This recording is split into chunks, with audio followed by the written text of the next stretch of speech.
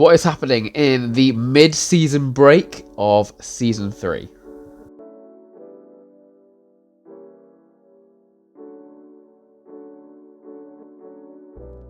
Hello, everybody. Welcome back to XRS Plus, the official podcast for X Racing Series. It is mid-season break. I am back from holiday. I am back from all that business. Missed a couple of weeks, but we are back. We've got a lot to talk about. And I do want to mainly talk about what's been going on in the mid-season, because that's where other excitement is. This is what's been changing in some of the lineups that's going to be taking these teams to the end of the season and beyond. And we can find out who is doing the best. The OCC is looking juicy close. It is looking juicy close. P4 to P10 is looking incredibly close. I'm very, very excited to see the changes that the next 7 races or 7 weekends are going to take for us. And of course, the top 3. Big gaps in between, but gaps that can definitely get smaller over time. We're going to find out very, very shortly. I'm going to talk about the lineups, talk about the driver moves, and talk about the division, who I think is doing well, who I think is sticking out in that division as well. We're actually, you know what we might do? We might go in reverse order of last season's championship, because then we can see the difference between how the team is doing then and now. That might be an interesting way of doing it. So, last season, Alpine finished P10. They are still currently in P10. I'll give you a fun fact, actually. They're actually 4 points behind how many points they had last season. And I guess that's only in 7 races, and last season was 8. So they are slightly overperforming from last season, but only very minorly. Alpine, not necessarily a difficult first half. I mean, I think the standard of just the teams has just increased. So failing kind of just got run over by some of the other teams and their performances. Jason Owi's come in. He's made a lot of changes. Brought in a lot of drivers that are from outside of the league. So he's brought in the Bird in Div 2. He's brought in Kevin in Division 1. I know he's attempting to sign someone else. There's a bit of confusion going on. So I'm sorting that now. Someone else coming in soon. The big question, actually, is he's sold probably his best performing driver, which is Neek, across to McLaren. I believe the deal was for 130 mil. In terms of transfers, I mean, it sounds a lot. In terms of transfers, often they'll be in the hundreds, because you're stealing a driver midway through their contract. The TP is not prepared for this driver to leave, so naturally it will be around over 100. Generally, say around 100, 110, 130. A lot of money. McLaren have that money to spend. They're still in the 300 mils. They've got a full lineup. Alpine are now under 400 mils. They are slightly richer than McLaren on actual budget, but in terms of actual net value, McLaren are obviously much, much richer. They have got a seat to fill now in Division 5. Question is, who's it going to be? There's talks about Boltstinger going to Alpine. There's also talks about Boltstinger going to Red Bull. It's going to be interesting to see where he goes. He's a driver who turns up for every race. He's a driver who is consistently improving throughout every weekend. I absolutely imagine he'll be finding himself into a seat. Question is where? But Alpine, they have a lot to do, actually. I mean, if you look at the actual OCC, they're sat P10. The gap between them and you could just look at P8, it's 100 points. And P4, it's 200 points. It's all within reaching distance, and everyone's quite close together. Mercedes only about 70 points ahead of them. They are a little bit further back. I think the other teams are in a kind of like a close title fight. Alpine are a little bit on the back end, a little bit on the back foot, but Snowy's now has the ability to use these new transfers. I know it's only a mid-season window, but it's still a window that he's been able to use to benefit his team, to hopefully push them forward. So I'm hoping that Alpine are able to find something. It's been a tricky. It's not been like it's been a bad first half, but it has been a first half that they've been kind of on the back foot again. And I mean, there's definitely discussions going on. If they're finishing P10 in 3 seasons, there's obviously an issue. But we'll see how they can improve coming in the next few weeks. Right, moving one place up in last season's Constructors' Championship, the OCC. Aston Martin finished in 9th last season. They are currently sat P5. Very, very good. They are only 22 points ahead of Visa Cash App and 27 ahead of Williams. However, they're only 21 behind Red Bull. It's incredibly close in this midfield fight. I'm excited to see what's going on. The only concern I have for Aston Martin is they were higher. Originally, after round 1, they were second. Very, very quick start to the season. They dropped to third pretty quickly behind Haas, and then again behind Ferrari.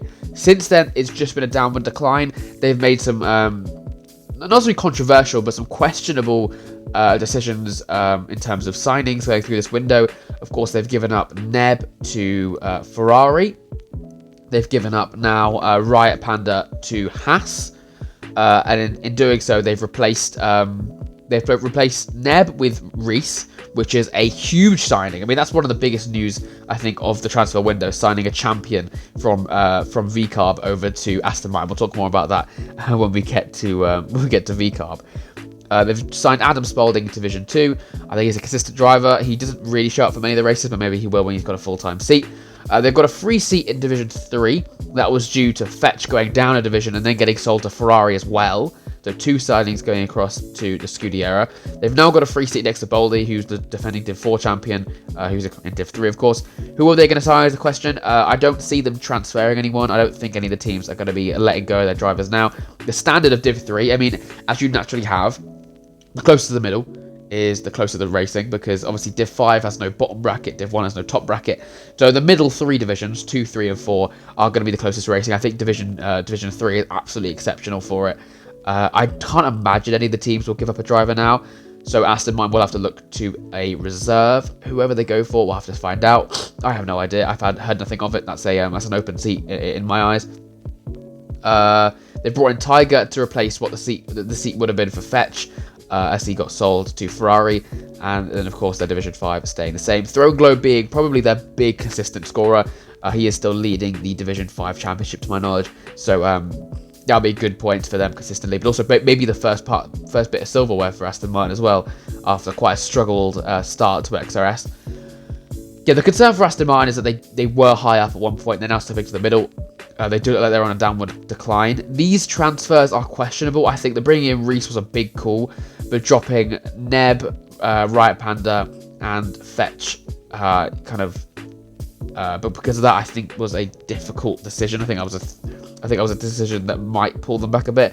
I am aiming to do an interview with Cajun One Eye, the team principal, in short time, so we can see his opinions and his decisions firsthand from him.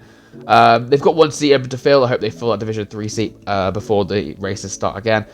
Aston Martin, if they're able to finish this, even in the midfield, it's such an improvement. As I always say, every team improves throughout each season. You remember that championship-winning Ferrari team from Season 1 that dominated every division pretty much, except for Division 4, of course.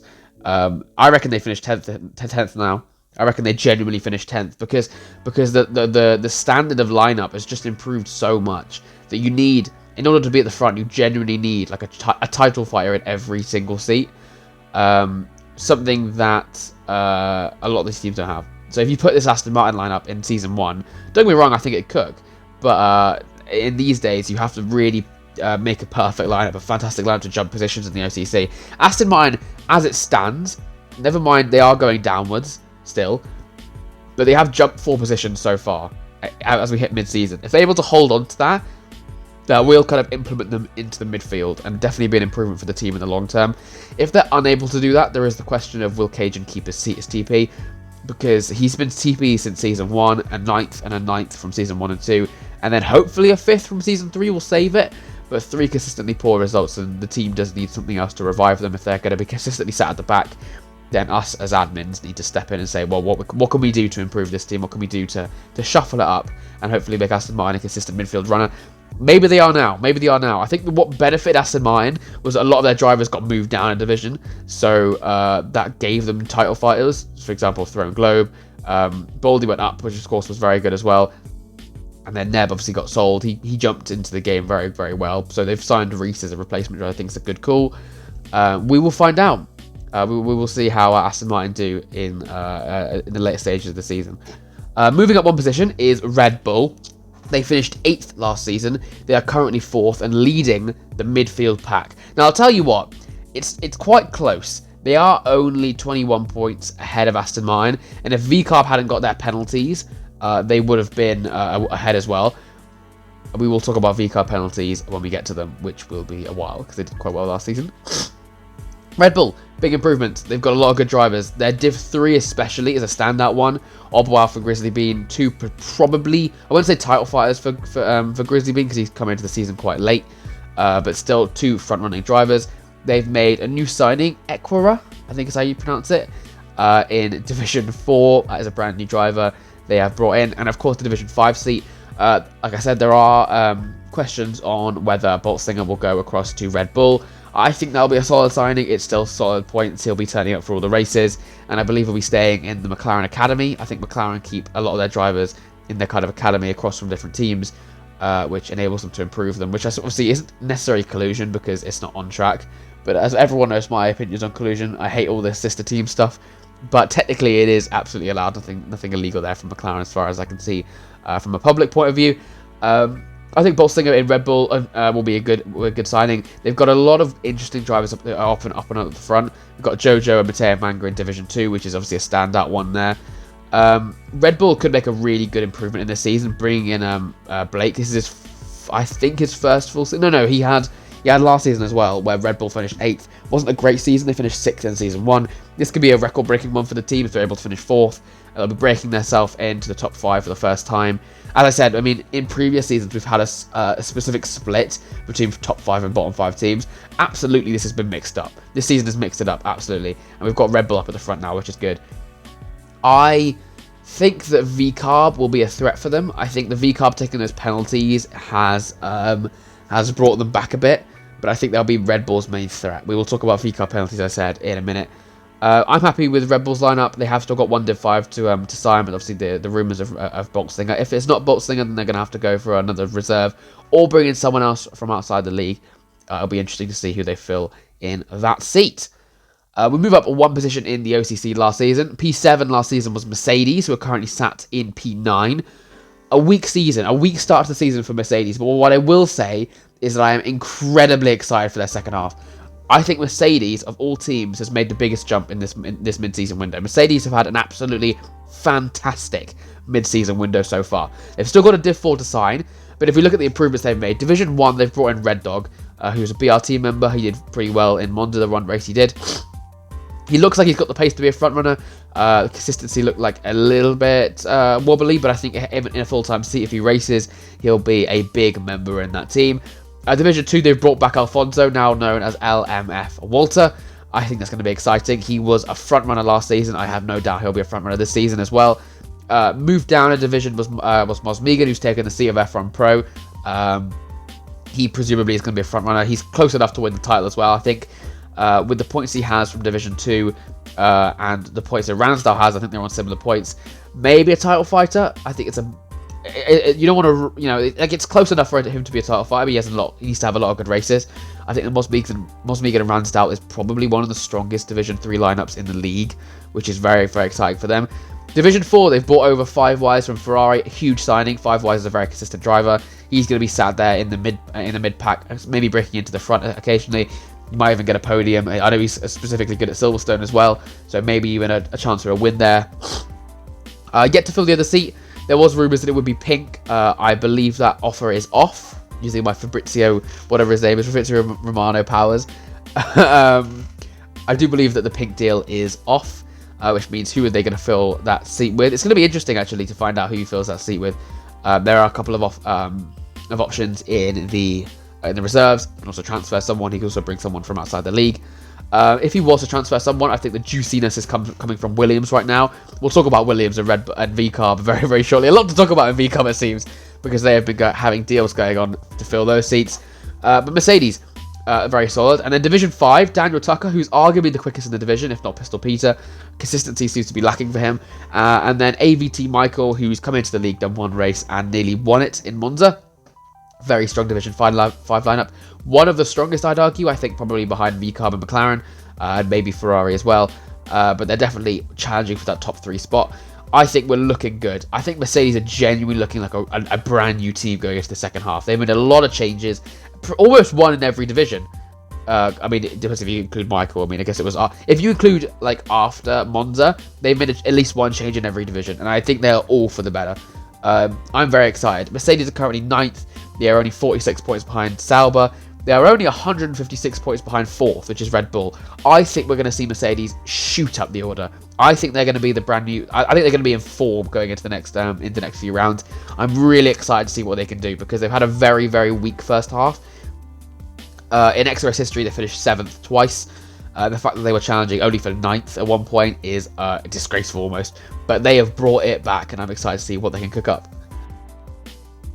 Moving into the top 6, P6 last season in the OCC was Williams, who are currently sat P7. Not a huge difference. Actually, looking at the facts, they've got 1 point less than they had last season in 8 races. So they are doing marginally better, because we've only done 7 races and they're only 1 point behind. Just nothing special from that team. I mean, the issue I have with Williams, this is the issue I've had with Williams since literally season 1, is that they are what I imagine is the stereotypical midfield to back market team. They'll bring in new drivers. They'll bring in drivers who need a seat. They'll bring in kind of like the charity work drivers. They'll either do something really good with them, or they'll turn out to be really quick in this division, and then they'll just get bought out. If you look at Division 3 in Williams. In Division 3 they have Benjo, who could arguably be in a higher seat. In Division 4 they've got Xavier and Riffle, probably the quickest Division 4 lineup there is. Somehow Williams are always so good in Division 4, and so are McLaren as well. So it's weird there, but and in Division 1 they've got Smithy and Toby Monkey. Toby Monkey's decided to perform all of a sudden after being completely useless for the last 2 seasons. Fair enough, he is absolutely flying now. They've got Dimitri in Division 2, who is pretty quick. He's been doing pretty solid in that seat. The issue is, I already know Williams are just going to sell. They're just going to sell those drivers because that's what they do. And then they stay in a midfield team. Williams are one of the richest teams. They've always been. They've got 424 mil and only 1 seat to fill, which is in Division 5. What I would argue, I would question what is Stein's intention with the team. Where is he wanting to push this team? Because it seems to be very, very stationary right now. They seem to be doing the same process every time. Getting new drivers, selling them off. Getting new drivers, selling them off. And there's never any consistency with that team. In fact, there's actually no one in that team who's been in the team for longer than 2 seasons. Coy came in last season to the side effects, so did AMS Smithy.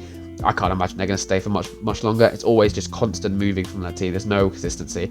Williams will never, ever be a top team with this standard.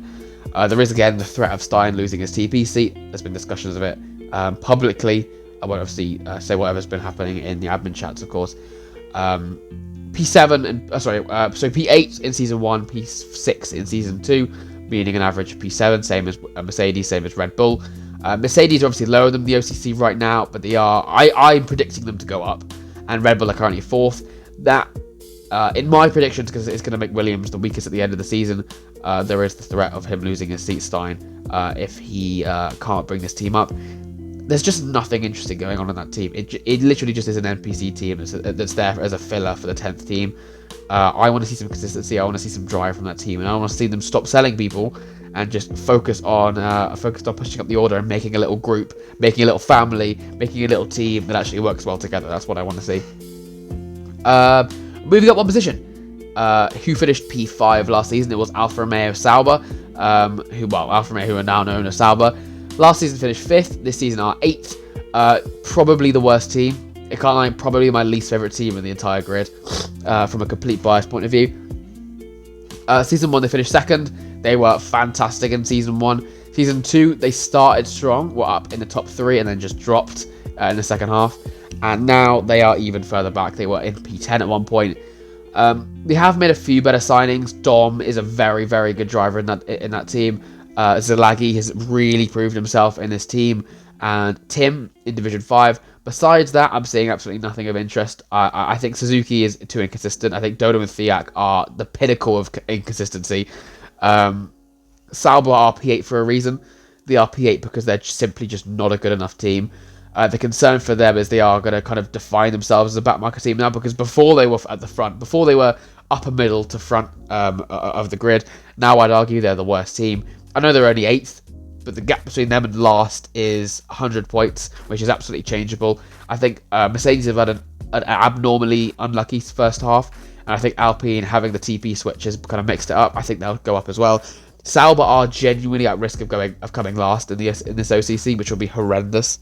And the threat is I just don't ever see Dodo active. I don't see Dodo as the TP active enough, and he's not as active as he was in Season 1. Season 1, there was a reason they were P2, and it's because they had a very, very solid team that were all put together. And now there's just inconsistencies. There's inconsistencies, and there's not enough activity in that team. That's the threat, really, of that team. I want to see Dodo putting this team back together I know that obviously they had a sister team relationship with Ferrari. I don't believe that there's nowhere near the strength of that as it was in season 1. Now they are pretty much two singular teams. I think there might be a reason for that. The second that Ferrari lift off the throttle of Alfa Romeo, they begin to drop down. Alfa Romeo Sauber, I should say. I'm interested to see what this team and Williams do, because I think the two like teams, I just don't see anything coming out in terms of activity and output. So I'll be interested to see what they can do in the second half. But I think they do have the threat of coming last if they don't bring up the quality of their driving. Looking one step higher in the order, we have AlphaTauri, now known as VCarb. A lot to talk about with this team. First of all, let's talk about the penalties.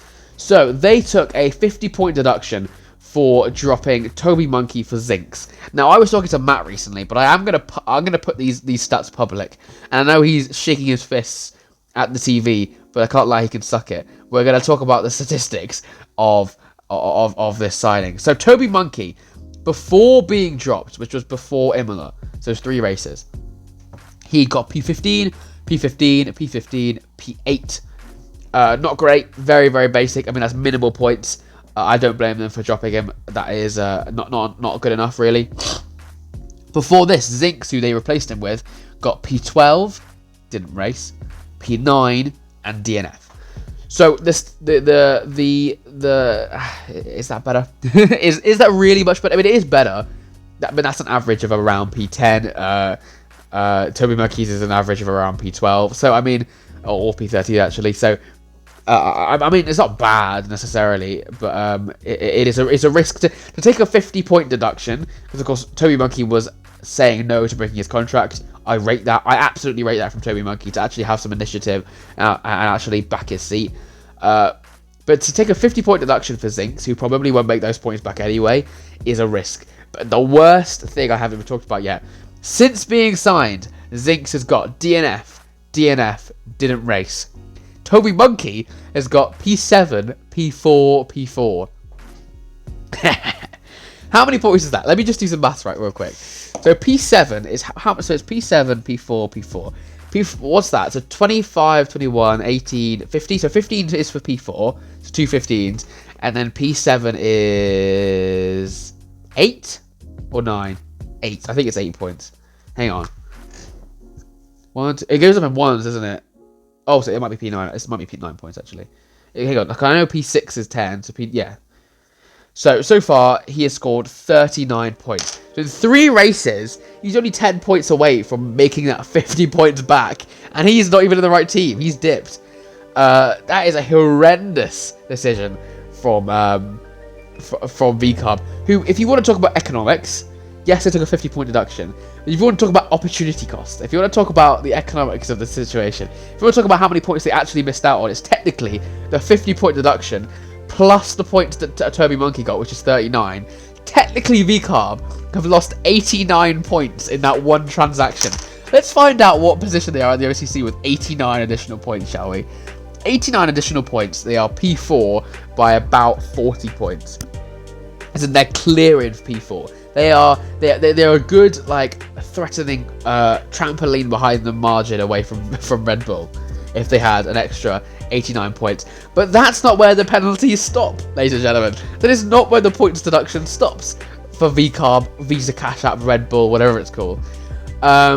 They also made a mistake in Monza Division 5, where Matt called a what's the word? Immature? Not immature. Called like an immature red flag. It was a red flag that wasn't justified by another staff member or an admin, more specifically. Pistol Peter was claiming of desync. There was not enough desync to validate a red flag.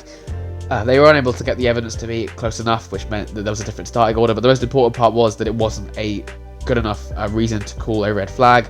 They were reported, and there was a discussion for both drivers going to get a race ban. Instead, it was given 25-point deduction. Let's find out what happens when we add 25-point deduction, which is what their penalty was, onto the already lost 89 points. So that would give us a grand total of, I believe, 114. So Visa Cash App Red Bull, or Racing Bull, sorry, is currently at a deficit of 114 points. Now, where would that put them, ladies and gentlemen? So they're currently on 443 points. 443 plus 114, I believe, is 557. 557, and they're only 100 points behind Ferrari, which is absolutely reachable in a whole second half. And they're currently P6 with closer to Williams than they are to Aston Martin, I think. Yeah, they're closer to Williams than they are to Aston Martin. Nevertheless, Ferrari. Deary me. Sorry, ran over. But it's not done, actually. Not the points deduction. They've got something else to tell you about VCarb. VCarb are in discussion, apparently, with Williams. They are looking to buy some of Williams' drivers. It has been reported, apparently, Stein is being very, very stingy with his decisions. He's not allowing the signing of the Williams drivers. Now, first of all, I would like to make this very clear. That's absolutely allowed. As in, the idea of a transfer is that the three parties involved all have to agree. That is, the selling TP, the buying TP, and driver themselves. All three have to agree. If one of them doesn't agree, then the transaction cannot go through. Now, I know a lot of people say, oh, it's so stingy, it's so tight to just not let your drivers leave when they want to. That is the difference. I'm gonna sound like Baldy here. That is the difference between an OCC winning team, and a top team principal, and a team that's going to be at the back.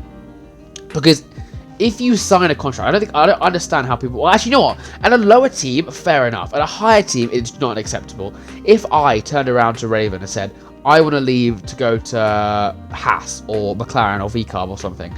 I want to leave. The TP saying yes. I'm saying yes. Can you say yes and I can dip? And would you think Raven would turn around and say, "Oh, yeah, that's fine. I feel a bit bad for saying no because you have to be in a team that you don't want to be in. So go for it." I am probably one of Ferrari's highest scoring drivers. I definitely was in the previous 2 seasons. I don't know where I mean, I've missed a couple of races, but I'm arguably in the title fight. That's such a detriment. I obviously do a lot of engineering. I do a lot of stuff behind the scenes for Ferrari. That is such a detriment to the team. If I was to leave, and they were good, even if they brought in a driver that was quicker than me, right? It's still a lot of like in Ferrari knowledge that I give. I give obviously opinions into science, stuff like that. I always do engineering. I do a lot of stuff like that. Well, I won't go into detail what I do for Ferrari, obviously, but it's such a detriment for me, for example, to leave the team just because Raven thinks it's stingy that I've left.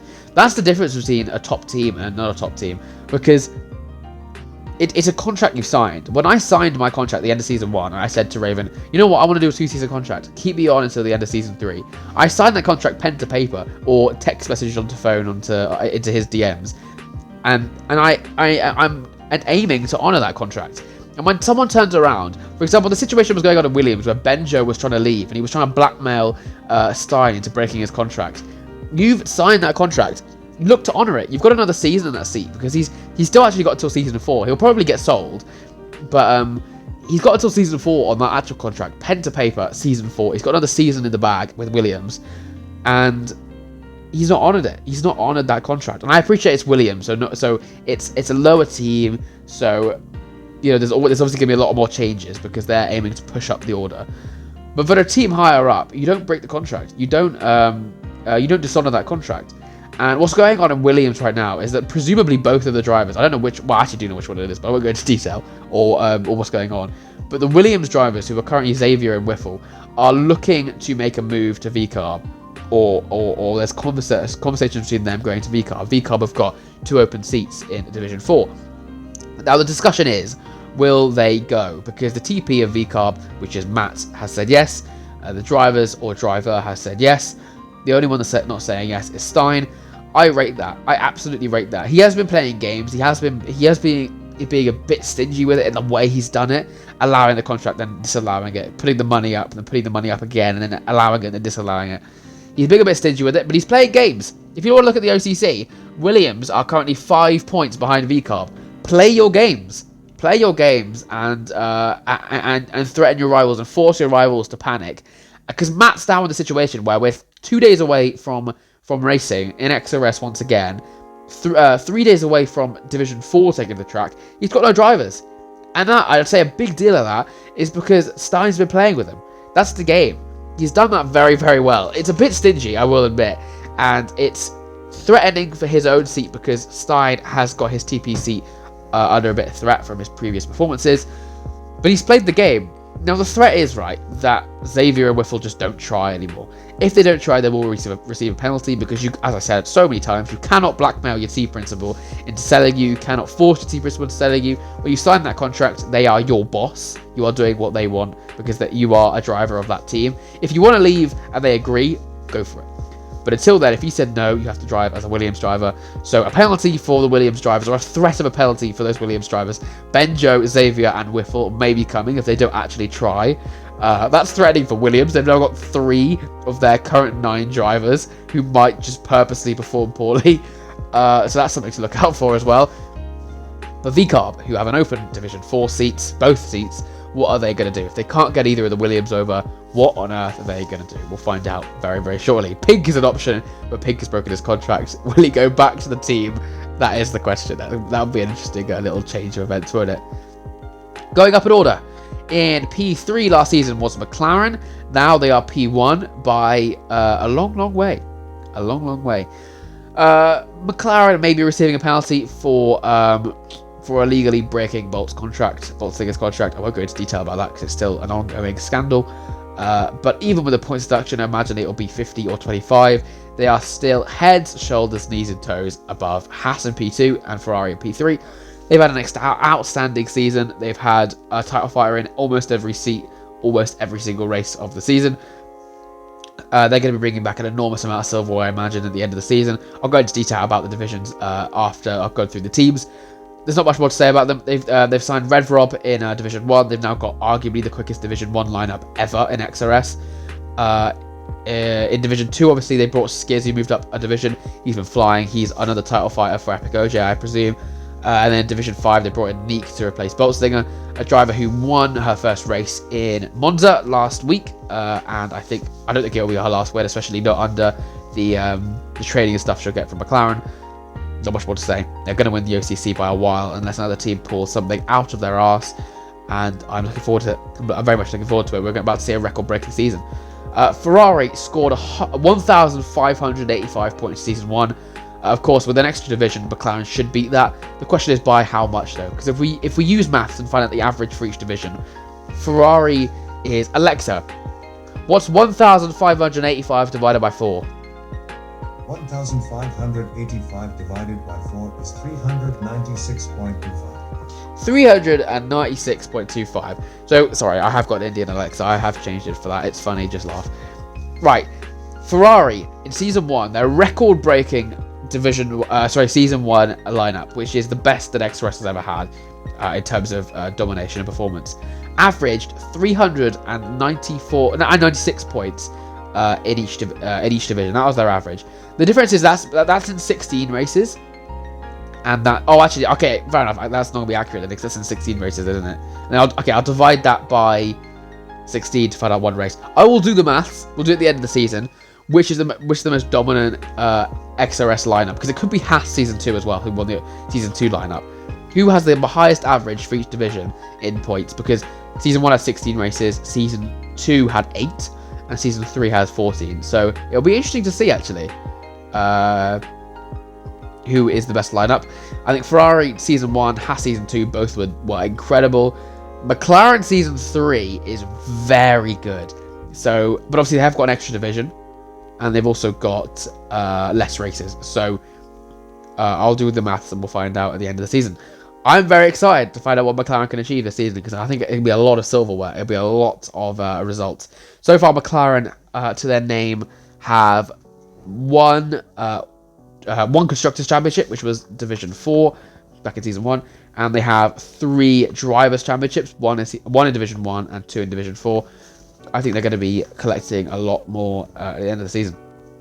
Right, finishing P2 last season was Scuderia Ferrari. They currently find themselves in P3. Horrendous start to the season. It was very, very slow. I think they were in P4 at one point behind Red Bull. Behind Aston Martin, sorry. And close to being overtaken by Red Bull. They've now gapped them. Ferrari have brought it up. They were the highest scoring team in Monza. I believe they had a horrendous Monaco, which has brought them back. I think us, but I didn't race in Monaco. Monza, they were the highest scoring team. Could we see a Mercedes IRL-esque comeback from Ferrari? They're going to need it. I don't know if Ferrari are within... I don't know if McLaren are within arm's reach, but Haas absolutely are. Only 50 points ahead of the Scuderia. Looking at their transfers in the mid-season window, they brought in Lopez before Monza. I think that was a good signing. I think it was a very good signing. He's straight away performed well in this game. He looks like he's found his old F122 form. The other side, of course, they've done is brought in Fetch instead of Kiernan. Kiernan wasn't necessarily bad. This is 5-wise, not necessarily bad in that seat. He was a bit more midfield. Raven decided to take the plunge, take a risk, and just change something in order to improve that division. He brought in Fetch, who was from Division 3, has been struggling, but is on wheel, which is going to help him out in this game. I'm excited to see what he can do. I'll probably be engineering him a couple of times this season. I'm looking to be, I'm looking to go full sweat mode for the second half. Just like, do you remember, for you OGs in XRS, do you remember second half of Season 1, where Matt overtook me in the final race before the mid-season break in Hungary in the championship, and I was fuming, and then every race after I was on the podium or won it, or I was on pole position like twice. I was going nuts. If you remember that, that's what I'm aiming to do, but in terms of Ferrari as well. Not just my results, I'm also looking to engineer all the time. I'm also looking to commentate a lot more, because if I go to uni, I'm not able to commentate, so I'm going to be doing a lot of commentary because I'm going to miss it a lot. Yes, I will be engineering Fetch a lot. I will see how he's doing. I'm very excited to see how he does in Ferrari. The threat now is that there are so many admins in Ferrari. We've got Neb, Bays, and Fetch, and of course myself and Raven as head admin and owner. There is the threats of bias accusations. There's always been a threat for bias accusations in Ferrari. That's naturally how it is. I imagine we're going to see some changes from Ferrari to reduce that. Maybe some admins leaving. Maybe not. We'll have to see. But that's the end of the season discussion. For now, how will Fetch do? I'm very, very excited. I think he'll do well. And P1 in the OCC last season was Haas with a fantastic sprint-winning lineup, of course. And they're currently P2. Solid. I'll be honest. I mean, they finished 5th in Season 1 after an absolutely fantastic comeback. They were P9 in Benegli's reign. Excuse me. Asteroid came to the wheel, went up to P5, then went up to P1 in Season 2. I don't think they should see it as a loss finishing P2. I know that. Assuming they don't defend their OCC championship, don't see it as a loss for losing it, because fair play, they've done an incredible job. Asteroid has transformed that team into one of the strongest in XRS, and he absolutely deserves what he's done, so far in this team. I think finishing P2 will just kind of it will what's the word? It will define them now as a front-running team. It's all well and good winning the OCC, but winning it and then finishing 5th again and again and again is different. That's like Leicester winning the Premier League. Football reference, get that, Mill. But winning it and then staying up at the front is the difference, and I do believe that they'll be able to do that. That is something that they've managed to do, and hold on to that front-running team. They'll be able to prove themselves as a front-running team. They'll stay up there for the rest of XRS, or at least for the rest of a while, and I'm looking forward to how they transform. In terms of transfer window, they haven't done anything other than buying Riot Panda to replace Asteroid in Division 2 from Aston Martin. Riot Panda are a bit of a quality merchant. I think Haas are full of a bit quality merchants. They've got Jamie as well, who is sometimes considered as a bit of a quality merchant. I think Riot Panda will be okay. He hasn't performed great in XRS. I think that's just due to inconsistencies. Asteroid in Division 1, he's found some unbelievable pace this season. I think that he'll do well. We'll have to see about Riot Panda. 115 mil, I think that transfer was for Aston Martin, who are now, I would say, are quite rich, but they've obviously spent it all on buying Reese. But we'll have to see how can Haas do with Riot Panda. I think they'll do quite well. I think he's got a lot of potential. Right, now we finished with the teams. Looking at the actual divisions, I'm going to give you some short predictions quickly about who I think is going to win the constructors and the drivers. We'll start with Division 5. I'll click Division 1, but we'll start with Division 5. Division 5, currently Throne Globe is in the championship. Behind him, in 5 points behind, is Walker. And then at 29 points is Alamata. Who do I think is going to win the drivers' championship? I think... Oh, I don't know. I think that Alamata might actually win the championship. He is my boy. He is my mate. I genuinely think he could win this, It could be a really underrated one. Throne Globe's been leading it since pretty much the start, other than Tiger and King Cobra, who got moved up. Throne Globe's been leading the championship since probably pretty much the beginning. He was kind of screwed with strategies though. He was arguably the third quickest after those two. After they've gone, Pistol Peter, Alamata have cooked in that division. Tim's in there as well. Walker's performing very well. Division 5 is actually closer than I think a lot of people have realised. I think Alamata might win it. I genuinely think he's got the pace to do it. Pistol Peter is a threat, and they're P3 and P5. But I think Alamata's got it. I'm going to be helping Walker to hopefully win it. But my prediction is Alamata. The Constructors' Championship, absolutely VCarb are going to win it. VCarb, I mean, the other one team that could win it is McLaren. I don't think Bloop has the consistency. Don't think Nick has the consistency. Pistol Peter and Alamata are just working really well as a team. They are the quickest drivers in that division, realistically, in terms of teamwork. So I think they will win the Constructors there. Division 4, we move up one division. The Drivers' Championship is incredibly close from P2 downwards. P1, Melvin has got a great gap because he's not necessarily the quickest. What Melvin's been showing actually is just consistency. He's been very, very good this season. He missed out the championship in Season 1. He got moved up for Season 2 and did all right.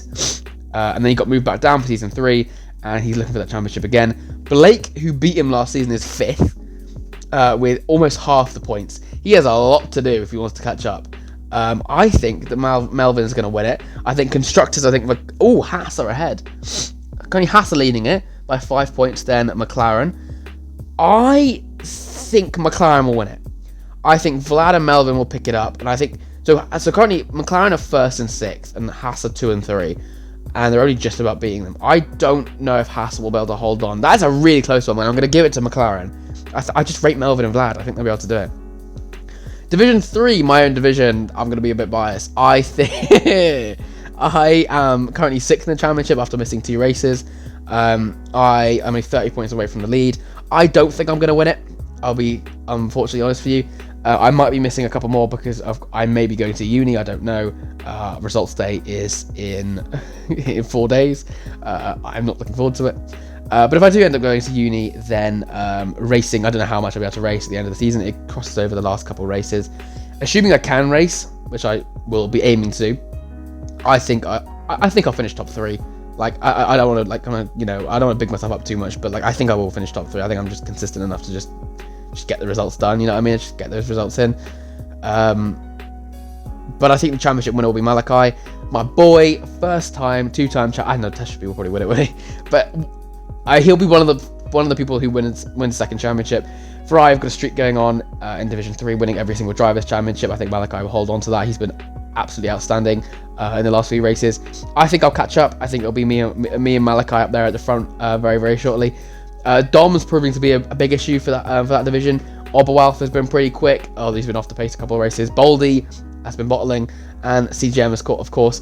Division, and obviously let's not even talk about Matt, Rocket Reese, Ransdale, Liam, and now Squig in that division. Division 3 is just stacked. Division 3 is so underratedly stacked. But I think the Malachi will win it. Constructors, I think Ferrari have got it. Now, currently McLaren are leading it by 3 points. I'm obviously going to big myself up. McLaren is Kua and CGM. Ferrari, myself, and Malachi. I think we've got it. I think when I put out the stops and stop missing races, I think I'll be on it. CGM's been further back than I thought he would be in this championship because I think because of disconnects, because of issues like that. I think he's missed a handful of races as well. And then I think he's missed the same amount as me as well, actually. And then Kua, who's been doing solid, actually. Who's actually really improved in this game, to be fair to him. I think that Ferrari've got it. I think I'm going to back ourselves. I'm going to say Ferrari are going to defend the Constructors' Championship. Division 2, I think that Epic OJ is going to win it. I'm really excited that if Skiz gives him a challenge. McLaren are going to win the Constructors, absolutely. I have no doubt. I think that Skiz might actually be able to prove an issue. I think if we have a little civil war between the McLarens, I'm totally in for it. Because I don't think Matteo Manga is going to win the championship. I think he's a little bit too far behind. He's just not quite quick enough, I don't know. Maybe. But I think it will go down to the 2 McLarens. I think Epic OJ will have it. I'm very excited to see a little civil war between the McLarens. I hope that Millard allows them to fight each other because he's ages ahead in the Constructors in the OCC. He's quite close in terms of the Division 2 Constructors. He needs to get away from Haas. After that, I'm in for a little civil war. I'm ready for it. And Division 1, Teshubi, I think is going to win it. Nev is not too far behind, but I think Teshubi's got it. He's just got another level of consistency. and he's been incredible this season. Constructors, I think McLaren have got it. They've now got the best Division 1 lineup with RevRob, and I think they've got it. In terms of OCC, I think McLaren have won it. They've got an incredible lineup. I am excited to see how many records they can break with this lineup. If they do win it, we've got a different winner for all 3 seasons in XRS, and season 4 will literally be the battle for the battle for a second OCC. Who will win it? It's literally 2 or nothing, isn't it? Haas, Ferrari, and McLaren. I am so in for it if McLaren are able to win this one. Thank you very much, everyone, for joining me on a little weird episode. It's a chill episode. I've got no kind of initiative. I have no plan for this podcast. Just to chat about the teams, my opinions of it, and my opinions of the divisions. We've got incredible, very close battles across the divisions. From literally the Wednesday to the Sunday, we've got incredible racing. So do tune in on the Twitch. Hopefully I'll be commentating a lot more because I'm so excited to get back in the comments box. I have literally season 1 I commentated loads. It's 2 and 3 I just haven't, and there's an issue there. So I will make sure I get myself back into the comments box. I fixed my Wi-Fi. I fixed my streaming. We shouldn't have any issues. I am ready for it. I'm looking forward to it. I'll see you all very soon. Bye bye.